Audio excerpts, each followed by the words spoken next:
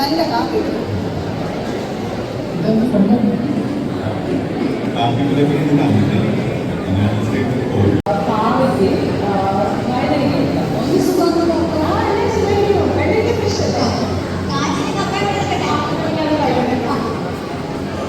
ഉപയോഗം നിയന്ത്രിച്ചും ഹരിത ഉപഭോഗം തിരഞ്ഞെടുത്തും ഉത്തരവാദിത്വ ബോധമുള്ള ഒരു ഉപഭോക്തൃ സംസ്കാരം നമ്മൾ ശീലമാക്കേണ്ടതിൻ്റെ പ്രാധാന്യവും ഈ ദിനം നമ്മെ ഓർമ്മിപ്പിക്കുന്നു. ഉപഭോക്തൃ സംരക്ഷണ നിയമത്തിൻ്റെ പ്രാധാന്യം സാധാരണ ജനങ്ങളിലേക്ക് എത്താൻ പൊതുവിതരണ ഉപഭോക്തൃകാര്യ വകുപ്പ് വിവിധങ്ങളായ പരിപാടികളാണ് ആസൂത്രണം ചെയ്ത് നടപ്പിലാക്കുന്നത്.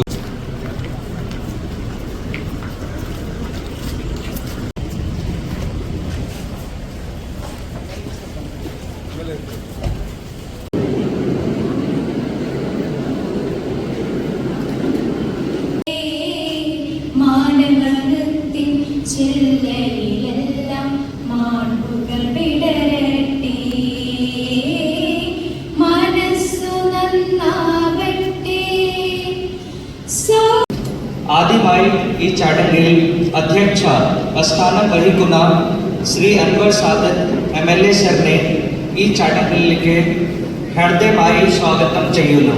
Welcome sir. ഇത് സംസാരിക്കുന്ന ഏറ്റവും ബഹുമാനപ്പെട്ട food civil supplies consumer affairs and legal metrology വകുപ്പ് മന്ത്രി ശ്രീ GR അനിൽ സാറിനെ സ്വാഗതം ചെയ്യുന്നു. ചടങ്ങിൽ മുഖ്യ പ്രഭാഷണം നടത്തുവാൻ എത്തിയിട്ടുള്ള ശ്രീ ഹൈബി എഡൻ സാറിനെ മെമ്പർ ഓഫ് പാർലമെന്റ് എറണാകുളം അദ്ദേഹം ഹൃദയമായി സ്വാഗതം ചെയ്യുന്നു. ഇൻ അബ്സെന്റിയ ഉപഭോക്താ ദിനം സന്ദേശം നൽകുവാൻ ഇത് ചേർന്നിട്ടുള്ള ശ്രീ KR രാധാകൃഷ്ണൻ അവർകളെ member state consumer dispute redressal കമ്മീഷനെ സ്വാഗതം ചെയ്യുന്നു. ഇവിടെ ആശംസകൾ അർപ്പിക്കുവാൻ എത്തിയിട്ടുള്ള Shri MO John municipal chairman Aluva, Shri PB Nusar in absentia CMD supply group, Shri Abdul Khadir controller legal metrology, Shri DB Vinu president consumer dispute redressal commission Ernakulam, Shri Vaikom Ramachandran member CDRC Ernakulam, Shrimati TN Sreevidya member CDRC Ernakulam, Shri TJ Lakshan Iyer president CDRC, Shrimati Mini Baiju municipal corporation Aluva, Shri IP Joseph, Shri Sai, Shri Raju Thekkan എല്ലാവർക്കും സ്വാഗതം ചെയ്യുന്നു. നന്ദി അർപ്പിച്ചു സംസാരിക്കുന്ന Shri Saheed T district supply officer എറണാകുളത്തെ സ്വാഗതം ചെയ്യുന്നു. ഈ ചടങ്ങിൽ പങ്കെടുക്കുന്നതിനായി എത്തിച്ചേർന്നിട്ടുള്ള വോളണ്ടറി കൺസ്യൂമർ ഓർഗനൈസേഷനുകൾ, സ്കൂൾ കൺസ്യൂമർ ക്ലബ്കൾ, മറ്റുള്ള ഉദ്യോഗസ്ഥന്മാർ, മീഡിയ പേഴ്സൺസ്, എല്ലാ ഡിഗ്നിറ്ററീസിനെ സ്വാഗതം ചെയ്യുന്നു. I welcome one and all who are present in this hall on our National Consumer Day celebration.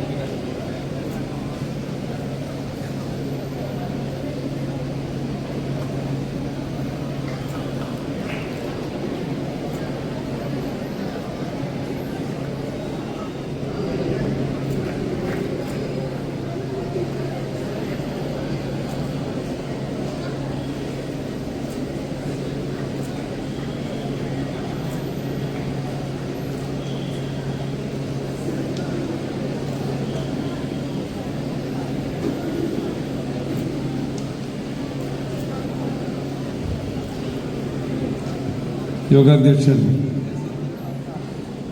പ്രിയങ്കരനായ MLA ശ്രീ അൻവർ സാദത്ത്,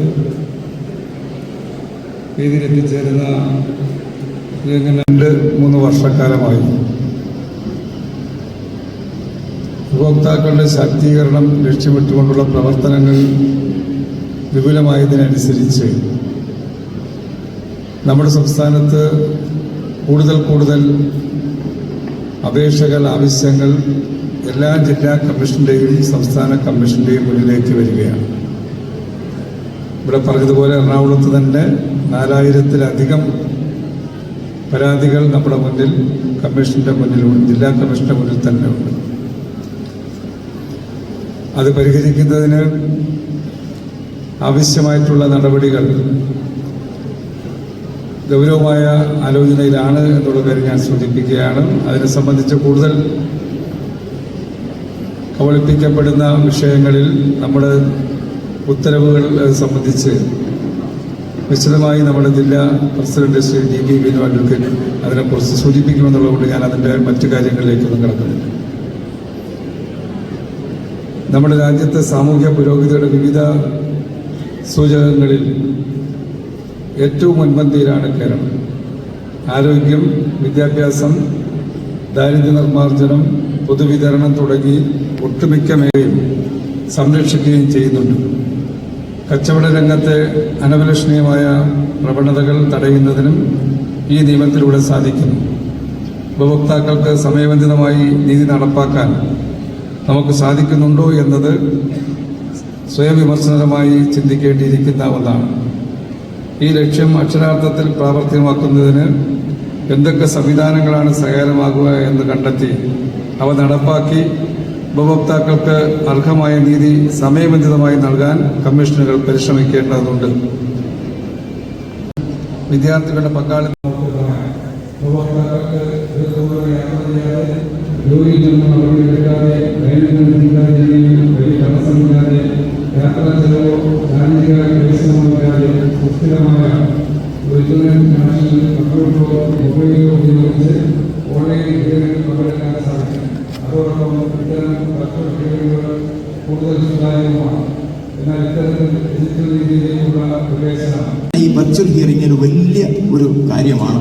ഇത് നമ്മളൊരു വലിയൊരു ചുവടുവെപ്പാണ്. ഇപ്പം ജില്ലാ കമ്മീഷനുകളിൽ കോട്ടയം ജില്ലാ കമ്മീഷനിൽ മാത്രമേ വെബെക്സ് ഇപ്പം വന്നിട്ടുള്ളൂ. അത് എല്ലാ ദിവസവും ഒരു ഓൺലൈൻ സിറ്റിംഗ് ഉണ്ട് അവിടെ. അത് കോട്ടയം ടൗണിൽ കുറച്ച് ദൂരെ ആയതുകൊണ്ട് കക്ഷികൾക്കും അഡ്വക്കേറ്റ്സിനും ഒക്കെ വളരെ സൗകര്യമാണ്. മറ്റ് 13 ജില്ലകളിൽ കൂടി ഇത് വ്യാപിപ്പിക്കാൻ വേണ്ടി ഞങ്ങൾ പ്രപ്പോസൽ നമ്മൾ ഗവൺമെൻറ് കൊടുത്തുന്ന ഗവൺമെൻറ് സജീവ ഭരണഘടന ഏത് സമയം ഞങ്ങൾക്ക് അപ്രൂവൽ കിട്ടിക്കഴിഞ്ഞാൽ എല്ലാ ജില്ലാ കമ്മീഷനുകളിലും നമുക്ക് ഈ ഓൺലൈൻ സെറ്റിംഗ് ഉണ്ടാകും. അതുപോലെ ഈ ജാഗ്രതയ്ക്ക് നമ്മുടെ പോർട്ടൽ അത് ഓൺലൈൻ പരാതികൾ കൊടുക്കാം. അതുപോലെ തന്നെ കേസിൻ്റെ സ്റ്റാറ്റസ് നമുക്കറിയാം, ജഡ്ജ്മെൻറ്റ് കോപ്പി എടുക്കാം. ഒട്ടേറെ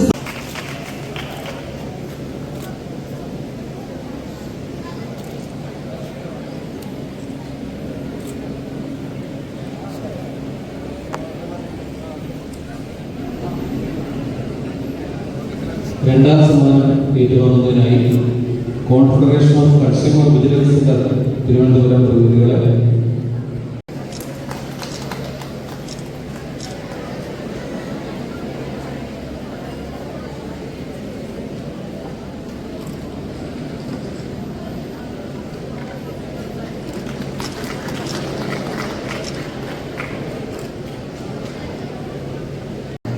സ്വാഗതം ചെയ്യും.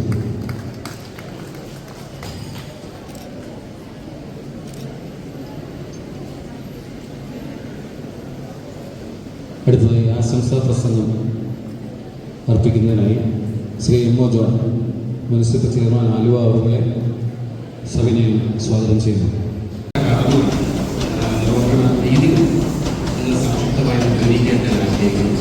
ഈ ചടങ്ങിന് ശരിക്കും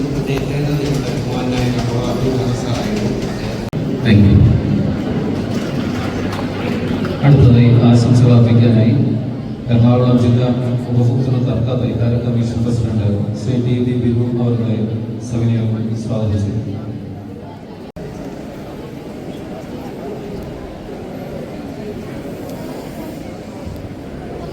പ്രശസ്ത കവിയും വിവർത്തകനുമായ ശ്രീ വേണു V ദേശം അവരുടെ ആശംസ അർപ്പിക്കാനായി സ്വാഗതം ചെയ്തു. ഒരു 3.5 പതിറ്റാണ്ടോളം ഈ പൊതുവിതരണ വകുപ്പിൽ ജോലി ചെയ്ത ഇങ്ങനെയൊരു പരിപാടി സംഘടിപ്പിക്കുന്നതിന് എറണാകുളം ജില്ലയെ തിരഞ്ഞെടുത്ത ബഹുമാനപ്പെട്ട മന്ത്രിയോട് ഞാൻ ഹൃദയപൂർവ്വം നന്ദി രേഖപ്പെടുത്തുകയാണ്. പലപ്പോഴും തിരുവനന്തപുരത്ത് വെച്ചാണ് ഇത് നടക്കാറുള്ളത്. അത് എറണാകുളം മാത്രമല്ല, മറ്റ് സ്ഥലങ്ങളിലേക്കും ഏതിലെങ്കിലും റൂറലായിട്ടുള്ള ഗ്രാമീണ മേഖലയിലേക്ക് കൂടി ഇത്തരത്തിലുള്ള പരിപാടികൾ നടത്തണം എന്നും അതിൻ്റെ ഉപഭോക്താക്കളുടെ അവകാശങ്ങളെക്കുറിച്ചുള്ള സന്ദേശങ്ങൾ അവിടെ എത്തിക്കുന്നതിന് ഇത് സഹായകമാകും എന്നാണ് ഞാൻ കരുതുന്നത്. ബഹുമാനപ്പെട്ട മിനിസ്റ്റർ അദ്ദേഹത്തിൻ്റെ ഉദ്ഘാടന പ്രസംഗത്തിൽ സൂചിപ്പിച്ചതുപോലെ രാജ്യത്തെ ഉപഭോക്തൃ കോടതികളിൽ നിരവധി കേസുകൾ ഫയൽ ചെയ്യപ്പെടുന്നതിന് പ്രധാനപ്പെട്ട കാരണം ജനങ്ങൾക്ക് അവരുടെ അവകാശങ്ങളെക്കുറിച്ചുള്ള അറിവ് കൂടിയതുകൊണ്ട് തന്നെയാണ്. കേരളത്തിലും അത്തരത്തിലുള്ള ഒരവസ്ഥയാണ് ഉള്ളത്. രാജ്യത്ത് തന്നെ ഏറ്റവും കൂടുതൽ കേസുകൾ ഫയൽ ചെയ്യപ്പെടുന്ന കോടതികളിലായി, കമ്മീഷനുകളായി എറണാകുളം മാത്രമല്ല കേരളത്തിലെ കമ്മീഷനുകൾ മാറിക്കഴിഞ്ഞു. സംസ്ഥാന തലത്തിലും അത്തരത്തിലുള്ള ഒരു കാര്യമാണ് നടക്കുന്നത്. 2019 ഉപഭോക്തൃ സംരക്ഷണ നിയമം വളരെ ശക്തമായ വ്യവസ്ഥകളാണ് ഉപഭോക്താക്കളുടെ അവകാശങ്ങൾ സംരക്ഷിക്കുന്നതിന് വേണ്ടിയുള്ളത്. അതിൻ്റെ സന്ദേശങ്ങൾ ഉപഭോക്താക്കളിൽ എത്തിയതുകൊണ്ട് തന്നെയാണ് ഇത്തരത്തിലുള്ള കേസുകൾ വർദ്ധിച്ചിട്ടുള്ളത്. ആ കേസുകൾ തീർപ്പ് കൽപ്പിക്കുന്നതിന് ആവശ്യമായ അനുബന്ധ സംവിധാനങ്ങൾ ഒരുക്കുന്നതിൽ സർക്കാർ വളരെയേറെ താല്പര്യം കാണിച്ചിട്ടുണ്ട്. അത് തുടർന്നും ഉണ്ടാകും എന്ന് തന്നെയാണ് ഞങ്ങളുടെ പ്രതീക്ഷ. കേരളത്തിൽ ഏറ്റവും കൂടുതൽ കേസുകൾ സമർപ്പിക്കപ്പെടുന്ന ഒരു കോടതി എറണാകുളത്തേതാണ് എന്ന് പറയുന്നതിൽ അതിയായ സന്തോഷമുണ്ട്. കാരണം അത് ജനങ്ങളുടെ അവകാശ ബോധമാണ് അത് പ്രതിഫലിക്കുന്നത്. അത് ഈ വർഷം മാത്രം 1750-ലേറെ കേസുകളാണ് എറണാകുളം ജില്ലയിൽ ഫയൽ ചെയ്യപ്പെട്ടത്. ഏതാണ്ട് 4000-നടുത്ത് കേസുകൾ ഇവിടെയുണ്ട്. ഈ പരാതികൾ സമയബന്ധിതമായി തീർപ്പ് കൽപ്പിക്കുക എന്നത് വളരെ സങ്കീർണമായ ഒരു കാര്യമായി മാറുന്നു. കാരണം അതിനുള്ള സംവിധാനങ്ങൾ നൽകിയാൽ മാത്രമേ അത്തരത്തിലുള്ള കാര്യങ്ങൾ ചെയ്യും. ബഹുമാനപ്പെട്ട കമ്മീഷനും ഇവിടെയുണ്ട്, അത് ചെയ്യും എന്ന് തന്നെയാണ് ഞങ്ങളുടെ പ്രതീക്ഷ. ഇവിടെ ഈ പരിപാടി സാധാരണഗതിയിൽ നടത്തുന്നതിന് വ്യത്യസ്തമായി ഇതിൽ പങ്കെടുക്കുന്ന ആളുകൾ എറണാകുളം ജില്ലയിലുള്ള കലാലയങ്ങളിൽ നിന്ന് വന്ന, സ്കൂളുകളിൽ നിന്നും കോളേജുകളിൽ നിന്നും വന്നിട്ടുള്ള കുട്ടികളാണ്. അത് സെൻറ്റ് സേവിയേഴ്സ് കോളേജുണ്ട്, അല്ലമിൻ കോളേജുണ്ട്, കൊച്ചിൻ കോളേജിലെ കുട്ടികളുണ്ട്, നിയോൾസിലെയുണ്ട്, saint Teresa's college, saint Mary's college, SH college Thevara, Bharat Mata college, law college, UC college, Edappally higher secondary school, Tripunithura government higher secondary school ഉൾപ്പെടെയുള്ള നഗരത്തിലെ പ്രധാനപ്പെട്ട കലാലയങ്ങളിലെയും സ്കൂളുകളിലെയും കുട്ടികളാണ് ഇവിടെ ഈ പരിപാടിയിൽ പങ്കെടുക്കുന്നത്. അവരെയും ഞാൻ ഹൃദയപൂർവ്വം ആശംസകൾ നേരുകയാണ്. ഇത്തരത്തിലുള്ളൊരു പരിപാടിയിൽ അവരാണ് ഇതിൻ്റെ യഥാർത്ഥ ഉപഭോക്താക്കൾ. ഓൺലൈനിൽ നിങ്ങൾ വാങ്ങുന്ന സാധനങ്ങളെ സംബന്ധിച്ച് നിരവധി പരാതികളാണ് കോടതികളിൽ വരുന്നത്. അത് ആദ്യഘട്ടത്തിൽ തന്നെ പരിഹരിക്കാൻ കഴിയുന്നു എന്നത് തന്നെയാണ് ഇതിൻ്റെ കേസുകളുടെ എണ്ണം കുറയ്ക്കുന്നതിനുള്ള ഏക മാർഗം. നമ്മളിപ്പോൾ നിങ്ങൾ സിനിമകൾ കണ്ടിട്ടുണ്ടാവും. അതിൽ ആൻഡ്രോയിഡ് കുഞ്ഞപ്പൻ എന്നൊരു കഥാപാത്രത്തെക്കുറിച്ച് നിങ്ങൾക്കറിയാം. ആ കുഞ്ഞപ്പൻ കമ്പ്യൂട്ടർ ഇന്ന് നമ്മുടെ മുമ്പിൽ യാഥാർത്ഥ്യമായി മാറിയിരിക്കുന്നു. നാം ഓൺലൈനിൽ വാങ്ങുന്ന സാധനങ്ങളെ സംബന്ധിച്ച് അതിന് ഓർഡർ കൊടുക്കുമ്പോൾ ഉപഭോക്താക്കളെ ചതിക്കുഴിയിലാക്കുന്ന പലതരത്തിലുള്ള അൽഗോരിതങ്ങൾ ഉപയോഗിച്ചുകൊണ്ട് ഉപഭോക്താക്കളെ ചൂഷണം ചെയ്യുന്ന ഒരു സംവിധാനം നമ്മുടെ രാജ്യത്ത് മാത്രമല്ല ലോകം മുഴുവനും നിലനിൽക്കുന്നു. നമ്മൾ ആവശ്യപ്പെട്ട ഉൽപ്പന്നമല്ല വരുന്നത്, നമ്മളെ തെറ്റിദ്ധരിപ്പിക്കുന്ന രീതിയിലുള്ള ഉൽപ്പന്നങ്ങൾ വരുന്നു, ഫേക്ക് റിവ്യൂസ് വരുന്നു. ഇതുകൊണ്ടാണ് നമ്മൾ ഉൽപ്പന്നങ്ങൾ വാങ്ങുന്നത്. അതുപോലെ ഡ്രിപ്പ് പ്രൈസിങ് എന്ന പ്രതിഭാസം. നമ്മൾ ഒരു ഉൽപ്പന്നത്തിനൊരു വില കണ്ടു, ആ വില ഉൾപ്പെടെ കണ്ടിട്ട് നമ്മൾ അത് വാങ്ങാൻ ശ്രമിക്കുന്നു. പല ആവർത്തികൾക്ക് കഴിയുമ്പോൾ അതിന് കൂടുതൽ വില അവർ ഈടാക്കുന്നതായി കാണുന്നു. റിട്ടേൺ പോളിസികൾ ഉണ്ടാകുന്നില്ല.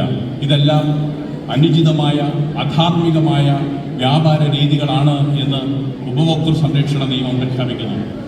ഉപഭോക്താക്കളുടെ സ്വകാര്യതയെ ലംഘിക്കുന്ന തരത്തിലുള്ള നിരവധി പ്രശ്നങ്ങൾ ഇന്ന് നേരിടുകയാണ്. നമ്മൾ കടകളിൽ ചെന്ന് നമ്മുടെ മൊബൈൽ ഫോൺ നമ്പറുകൾ കൊടുക്കുന്നു, നമ്മുടെ വ്യക്തിപരമായ വിവരങ്ങൾ അവർ ശേഖരിക്കുന്നു.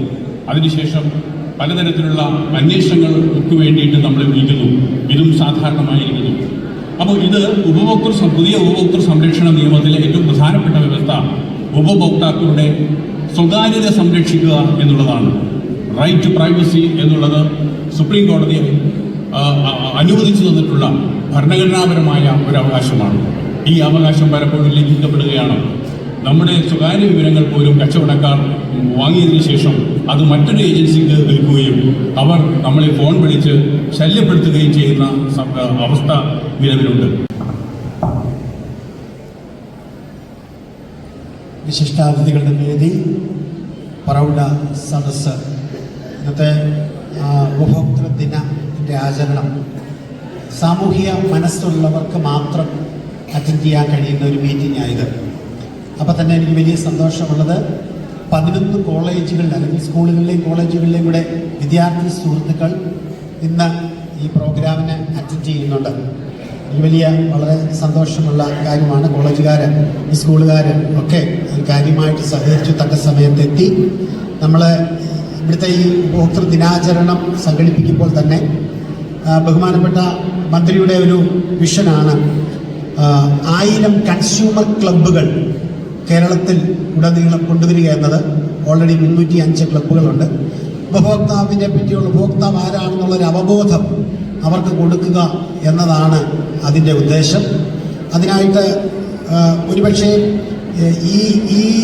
ഈ കാലത്ത് ഏറ്റവും കൂടുതൽ ഉപഭോക്താവിന് അനുകൂലമായ വിധികൾ പുറപ്പെടുവിക്കുന്ന ഉപഭോക്തൃ കോടതികൾ, നമ്മൾ കൺസ്യൂമർ കോർട്ടെന്ന് പണ്ട് പറയുന്ന കൺസ്യൂമർ ഡിസ്പ്യൂട്ട് റിട്രസൽ കമ്മീഷൻ, അവിടെ നിന്ന് നിരവധി വിധികൾ, അനുകൂല വിധികൾ വരുന്നു. നിരവധി കേസുകൾ വിഭാഷമുണ്ടെന്നുള്ളൊരു അവബോധം ജനങ്ങളിലാക്കുന്നതിന് പ്രത്യേകിച്ച് ഈ ഗവൺമെൻറ്റിൻ്റെ ആ പ്രവർത്തനത്തിൽ ഒത്തിരി കൺസ്യൂമേഴ്സിന് അല്ലെങ്കിൽ ഉപഭോക്താക്കൾക്ക് ഒത്തിരി ഒരു ഇൻസ്പിറേഷൻ ഉണ്ടായിട്ടുണ്ട്. പ്രത്യേകിച്ച് നമ്മുടെ ബഹുമാനപ്പെട്ട മന്ത്രി GR അനിൽ ഈ 1000 ക്ലബ്ബുകൾ കൊണ്ടുവരിക എന്നുള്ളതും കൺസ്യൂമർ രംഗത്ത് കുട്ടികൾക്ക് അവബോധം കൊടുക്കണമെന്നുള്ള കാര്യത്തിൽ വളരെ ഉത്സുകനാണ്. എത്ര തിരക്കുണ്ടെങ്കിലും പല പ്രോഗ്രാമിനും ഞങ്ങൾ അദ്ദേഹത്തെ ക്ഷണിക്കുമ്പോൾ ഇതിനുവേണ്ടി സമയം മാറ്റിവെക്കുകയും അങ്ങനെ ചെയ്യുകയും ചെയ്യും. അത് തീർച്ചയായിട്ടും ഈ ദിവസങ്ങളിൽ ഉപഭോക്തൃ രംഗത്തെ അവകാശം സംരക്ഷിക്കപ്പെടുന്നതിൽ ഒരു വലിയ വിപ്ലവം ഇവിടെ നടക്കാൻ പോവുകയാണെന്ന് ഞങ്ങളുടെ മനസ്സ് പറയുന്നു. കാരണം കൺസ്യൂമേഴ്സിന് വേണ്ടിയുള്ള പ്രോഗ്രാംസൊക്കെ എഡ്യൂക്കേഷന് അതുപോലെ ഒത്തിരി കാര്യങ്ങൾ ഇപ്പം നടത്തിക്കൊണ്ടിരിക്കുക. അതിനെല്ലാം സാർ അതിന് വേണ്ട സഹകരണങ്ങൾ, പ്രത്യേകിച്ച് ഈ ഷോർട്ട് നോട്ടീസ് കൊണ്ട് സപ്ലൈ ഓഫീസർ അല്ലെങ്കിൽ സിവിൽ സപ്ലൈസിൻ്റെ ഡിപ്പാർട്ട്മെൻറ്റിലെ ഉദ്യോഗസ്ഥർ വൃത്തിയായിട്ട് ഇത് ഓർഗനൈസ് ചെയ്തു. അവർക്ക് ഞാൻ പ്രത്യേകം നന്ദി പറയുകയാണ്. ഇങ്ങനെ ഈ പ്രവർത്തനങ്ങൾക്ക് ചുക്കാൻ പിടിക്കുന്ന എല്ലാവർക്കും ഒരു പ്രാവശ്യം കൂടി നന്ദിയും ആശംസയും പറഞ്ഞുകൊണ്ട് എൻ്റെ വാക്കുകൾ ചുരുക്കുന്നു. നന്ദി, നമസ്കാരം.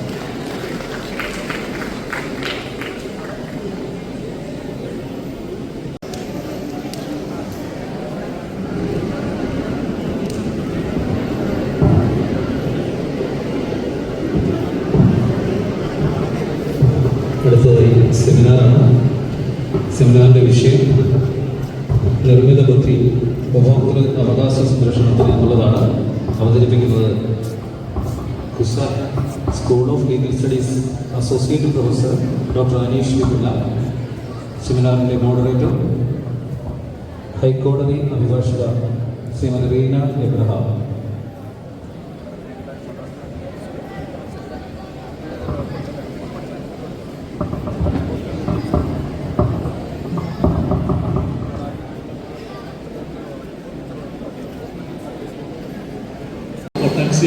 ഇതിലൊക്കെ വ്യത്യാസം ഉണ്ടാവും. അപ്പോൾ ആർട്ടിഫിഷ്യൽ ഇൻ്റലിജൻസ് ടൂൾസ് ഉപയോഗിച്ചുകൊണ്ട് ഒരു പ്രോഡക്റ്റിനെ എത്ര മോശമായിട്ടുള്ള ഒരു പ്രോഡക്റ്റ് ആണെങ്കിലും അതിനെ വളരെ ഭംഗിയായി അവതരിപ്പിക്കാൻ കഴിയും. ഇപ്പം നിങ്ങൾ ഓൺലൈൻ സൈറ്റിൽ നിന്ന് ഡ്രസ് മെറ്റീരിയൽസ് വാങ്ങിച്ചിട്ടുള്ളവർക്കറിയാം. നിങ്ങൾ ഓൺലൈൻ സൈറ്റിൽ നോക്കുമ്പോൾ ആ ഡ്രസ് മെറ്റീരിയൽ കണ്ടു കഴിഞ്ഞാൽ വളരെ ബ്യൂട്ടിഫുൾ ആണ്. ഈ സംവിധാനത്തിൽ നമ്മളറിയാതെ ഉൾപ്പെടുത്തിയിരിക്കുന്നു എന്നുള്ളതാണ് ഇതിൽ നിന്ന് മനസ്സിലാക്കാൻ കഴിയുന്നത്. വളരെ സമഗ്രമായി തന്നെ അദ്ദേഹം വിഷയം അവതരിപ്പിച്ചു. ഇതിനെ സംബന്ധിച്ച് കൂടുതൽ സംസാരിക്കുന്നതിന് വേണ്ടി കേരള ഹൈക്കോടതിയിലെ അഭിഭാഷകയും ആർബിട്രേറ്ററും വേരിയസ് പൊതു മേഖലാ സ്ഥാപനങ്ങളുടെ സ്റ്റാൻഡിംഗ് കൗൺസിലും ഒക്കെ ആയിട്ടുള്ള നിരവധി സാമൂഹ്യ സംഘടനകളുമായി ബന്ധമുള്ള അഡ്വക്കേറ്റ് റീന എബ്രഹാമിനെ ക്ഷണിക്കുന്നു.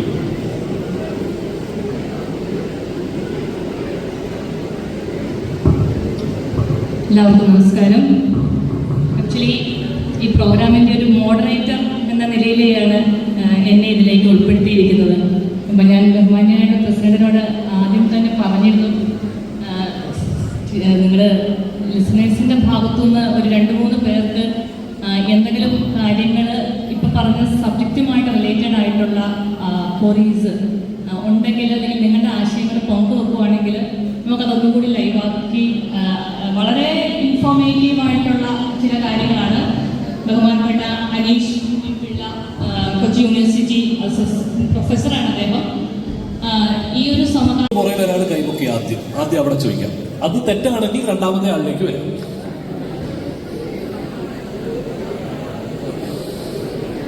മാർച്ച് 15 കൺസ്യൂമറും തമ്മിലുള്ള ബന്ധം. മാർച്ച് 15 ലോക ഉപഭോക്തൃ ദിനമായിട്ട് ആചരിക്കുന്ന ദിവസമാണ്. ഇദ്ദേഹത്തിന് വേദിയിലേക്ക് ക്ഷണിക്കുന്നു. പ്രൈസ് വന്നു.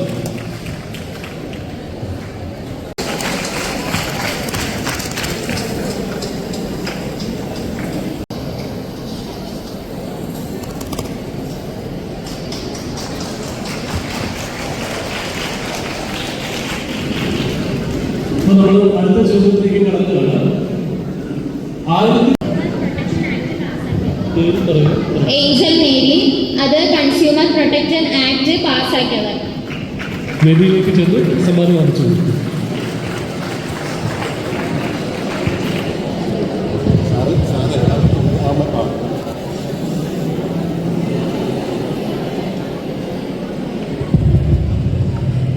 ഇപ്പൊ നമ്മുടെ മൂന്നാമത്തെ ചോദ്യത്തിലേക്ക് കടക്കാം. John of Kennedy. ആദ്യമായി ഉപഭോക്താക്കളുടെ അവകാശം സംരക്ഷിക്കുവാൻ അമേരിക്കൻ പാർലമെന്റിൽ ശ്രീ ജോൺ ഓഫ് കെന്നഡി പ്രസിഡന്റായിരുന്നപ്പോൾ ഒരു ബില്ല് കൊണ്ടുവന്നു. അത് 1962 അതാണ് വേൾഡ് കൺസ്യൂമർ ഡേ ആയിട്ട് നാം ആചരിക്കുന്നത്. അപ്പൊ ഇത് എന്താണെന്ന് വെച്ച് കഴിഞ്ഞാൽ നമ്മുടെ ലോകത്തെല്ലാം തന്നെ, ഇന്ത്യയിൽ മാത്രമല്ല ലോകമെമ്പാടും കൺസ്യൂമർ നിയമങ്ങൾ ഉണ്ടാകാനുള്ള ഒരു കാരണം എന്ന് പറയുന്നത് 1962 ജോൺ ഓഫ് കെന്നഡി 4 കൺസ്യൂമർ അവകാശങ്ങൾ പാസ്സാക്കുകയുണ്ടായി. അത് മാർച്ച് 15 പാസ്സാക്കിയത്. അതിനെ തുടർന്നാണ് നമ്മൾ വേൾഡ് കൺസ്യൂമർ ഡേ മാർച്ച് 15 ആഘോഷിക്കുന്നത്. നമ്മൾ 2 സൈഡും 4ആയിട്ട് നമ്മൾ തിരിക്കുകയാണ്. മൊത്തം ഓഡിയൻസിന് എല്ലാ ഭാഗത്തു നിന്നുമുള്ള റെപ്രസെന്റേഷൻ നമുക്ക് വേണം. ഓക്കെ, അപ്പൊ ഈ ചോദ്യം ഡിസംബർ 24 നമ്മുടെ കൺസ്യൂമർ ലോയും അല്ലെങ്കിൽ നമ്മളുമായിട്ടുള്ള ബന്ധം എന്താണ്? അദ്ദേഹം കൈമുക്കിയിട്ടുണ്ട്, അദ്ദേഹത്തോട് ചോദിക്കാം. അദ്ദേഹത്തിനൊരു കൈ.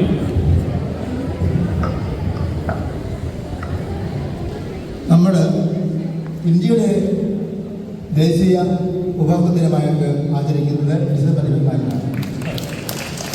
ശരിക്കും ഇന്ന് നമ്മളിവിടെ ദേശീയ ഉപഭോക്തൃ ദിനം മിനിമം 3 പേരാണ് വേണ്ടത്. മാക്സിമം എത്ര പേരായിരിക്കാം? മിനിമം 3 പേര് വേണം. ശരി,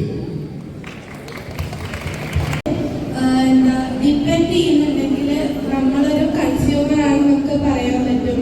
കാരണം ഒരു എക്സാമ്പിൾ പറയുകയാണെങ്കിൽ നമ്മളിപ്പോൾ കടയിൽ നിന്ന് ഗ്രോസറീസ് ഒക്കെ വാങ്ങുവാണെങ്കിൽ അപ്പോൾ നമ്മൾ ഒരു കൺസ്യൂമർ ആണ്. ആ കടയിൽ നിന്നൊരു സാധനം നമ്മൾ വാങ്ങിക്കുവാണ്. അപ്പോൾ അതിൻ്റെ സഹായത്തോടെയാണ് നമുക്ക് ജീവിക്കാൻ പറ്റുന്നത്. നമ്മൾ ഈ ഗ്രോസറി